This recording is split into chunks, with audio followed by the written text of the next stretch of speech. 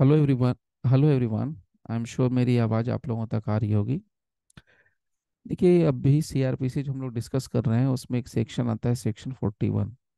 और सेक्शन 41 एक बहुत इंपॉर्टेंट सेक्शन है। जब कभी भी आपको एग्ज़ाम में पूछा जाता है या फिंगर टिप से आपको याद रखना होता है, तब बड़ा मुश्किल होता है बहुत से लोगों को याद रखना ये पूरा का पूरा टॉपिक।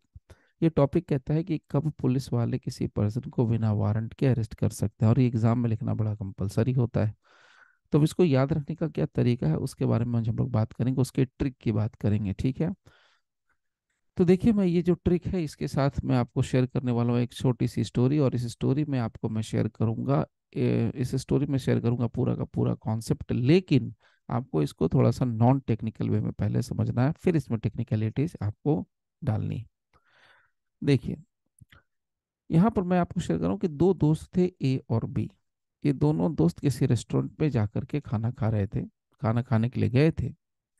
वहां पर उस रेस्टोरेंट के अंदर कुछ पुलिस वाले पहले से मौजूद थे जो कि वहां पर खाना खा रहे थे, ठीक है। अब इन दोनों के पास ऑब्वियसली, ये जो दोनों दोस्त थे ये थोड़े से अपराधी किस्म के थे, इनके पास असलहा वगैरह था, इसको कट्टा वगैरह कहते हैं, वो सब था। अब ये पुलिस वाले क्या कांस्टेबल लेवल के होंगे या एएसआई लेवल के थे, जिनके पास उस समय कोई हथियार वथियार नहीं था, ऐसा आप मान के चल सकते हैं। नाउ, अब यहाँ पर ये मैंने पूरी आपको सिनारियो बता दी। हुआ क्या कि ए और बी का उस रेस्टोरेंट के वेटर के साथ किसी बात को लेकर के किसी खाने के पॉइंट पर झगड़ा हो गया, बहुत जबरदस्त झगड़ा हो गया। उसमें ए और बी ने उस वेटर को पीट दिया, और उस बीच बचाव उसके बिन दोनों के बीच में कोई भी बीच बचाव करने आए तो उसको भी पीट दिया। और ये सारा झगड़ा, ये सारी मारपिटाई, सारे जो ऑफेंसेज कमिट हो रहा था, सारे जो अपराध हो रहे थे, वो पुलिस वालों की उपस्थिति में हो रहे थे, प्रेजेंस ऑफ पुलिस ऑफिसर्स के बीच में हो रहे थे। ओके। अब आप समझ गए होंगे कि मैंने यहाँ पर क्यों मार्क किया। तो पुलिस वालों की उपस्थिति में अपराध हुआ। तो यहाँ पर अगर ये पुलिस वाले चाहते तो ये अरेस्ट कर सकते थे जो पहले से रेस्टोरेंट में बैठे थे, लेकिन उन्होंने अरेस्ट नहीं किया। ये अलग बात है, ठीक है। नाउ, जब ये दोनों मारपीट करके आराम से रेस्टोरेंट से निकल गए, उसके बाद पुलिस वालों ने पूरा सिनेरियो को देखा, बारीकी से देखा। उसके बाद उन्होंने एक एफआईआर रजिस्टर करी, और एफआईआर रजिस्टर करी तो उन्होंने ऑब्जर्व किया कि भाई दोनों दोस्तों में से किसी एक दोस्त ने 7 साल से कम की सजा का, जिसमें प्रावधान है, वैसे अपराध किए जिसमें कि 7 साल से कम की सजा का प्रावधान है।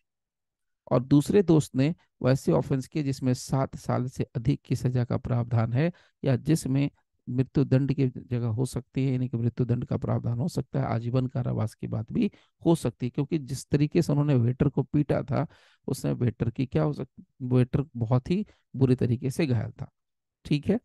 सो नाउ, यहाँ पर दोनों दोस्तों ने से एक दोस्त ने क्या कर दिया, 7 साल से कम उम्र की सजा जिस अपराध में मिलती है वैसा ऑफेंस कमिट कर दिया। ओके। नाउ, और दूसरे दोस्त ने वैसे अपराध किए, वैसे वैसे ऑफेंस कमिट कर दिए जिसमें कि आजीवन कारावास की सजा मिल सकती थी, या 7 साल से ऊपर की सजा मिल सकती थी, वैसे अपराध किए, ठीक है। नाउ, जब पुलिस वालों ने इसकी थोड़ी और अच्छे से इन्वेस्टिगेशन करी, तहकीकात करी, अनुसंधान किया, तो उन्होंने पाया कि ये जो दोनों दोस्त थे ये पहले से ही प्रोक्लेम्ड ऑफेंडर थे, और इनके ऊपर ये एलिगेशन था कि ये 1 करोड़ रुपए का सोना लेकर के, यानी स्टोलन प्रॉपर्टी, सोना लेकर के, गहना लेकर के ये भागे हुए थे। ओके। ये 1 करोड़ रुपए तक का सोना या गहना लेकर के ऑलरेडी भागे हुए थे, यानी इनके पास चुराई हुई संपत्ति थी। हालांकि ऐसी बात नहीं है कि ये चोरी करके आसानी से निकल लिए थे, पुलिस की कस्टडी में आए भी थे, पुलिस वालों ने इनको अरेस्ट भी किया था, लेकिन ये पुलिस की कस्टडी से पुलिस वालों को चकमा दे करके निकलने में, भागने में कामयाब रहे। नाउ, इस वजह से पुलिस की फाइलों के अंदर, यानी पुलिस रिकॉर्ड्स के अंदर, इनको डिजर्टर के रूप में रखा गया, इनको डिजर्टर मान लिया गया था। बाद में जब इनके बारे में पता चला कि ये लोग क्या हुए, कि ये लोग ऑफेंस कर रहे थे कहाँ, भारत के बाहर जाकर के, भारत के बाहर जाकर के भी ये ऑफेंस कमिट कर रहे थे, भारत के बाहर दूसरे देशों में जाकर के भी ये अपराध कमिट कर रहे थे। ना हो, यहाँ पर एक बात तो बड़ी क्लियर हो गई कि हमारे यहाँ जो सीआरपीसी चलता है उसके तहत एक सेक्शन आता है 376, सब सेक्शन 5, उसका ये दोनों ने जम करके ब्रीच किया, जम करके इन्होंने उल्लंघन किया। ओके। बाद में पुलिस वालों ने रिक्विजिशन के बेस पर उसको फिर से क्या कर लिया, दोबारा से अरेस्ट कर लिया। ओके। तो ये एक छोटी सी शॉर्ट स्टोरी है, ये एक नॉन टेक्निकल फॉर्म में है। आपको कुछ नहीं करना है, आपको जो जो मैंने बातें बताई, जब जब मैंने इसको मार्क किया, उसके साथ आपको ABCD यहाँ पर आपको बस मार्क कर देना और कुछ नहीं करना है। यानी 41(1)(a), 41(1)(b, यहाँ पर सिर्फ सावधानी रखनी है, ये 7 साल और 7 साल से कम और 7 साल से ज़्यादा। तो 7 साल से कम के लिए B लगता है, 7 साल से ज़्यादा के लिए BA लगता है, बस इतना याद रखना है आपको, ये ट्रिक है आपका। उसके अलावा यहाँ पर देखिए, प्रोक्लेम्ड ऑफेंडर के लिए C लगा देना है, स्टोलन प्रॉपर्टी के मामले में जब वो सोना लेके गया तो D लगा देना है, पुलिस वालों की कस्टडी से भाग गया तो E लगा देना है, डिजर्टर के केस में F लगा देना है, आउटसाइड इंडिया अपराध किया तो G लगा देना है, उसके अलावा ब्रीच किया रूल का तो H लगा देना है, और अरेस्ट किया रिक्विजिशन पर तो ये I लगा दिया। बस और कुछ नहीं करना, बहुत ही सिंपल सा ट्रिक है। अब यहाँ पर जो मैंने बताया ब्रीच ऑफ रूल, इसको पूरा टेक्निकल लेने की जरूरत नहीं है, बस मैंने सिंपल एक लेमन वाली बात कर दी। मतलब एक लेमन को नहीं पता कि 356 सबसेक्शन 5 में क्या है, और हमें उसके पीछे पढ़ना नहीं है।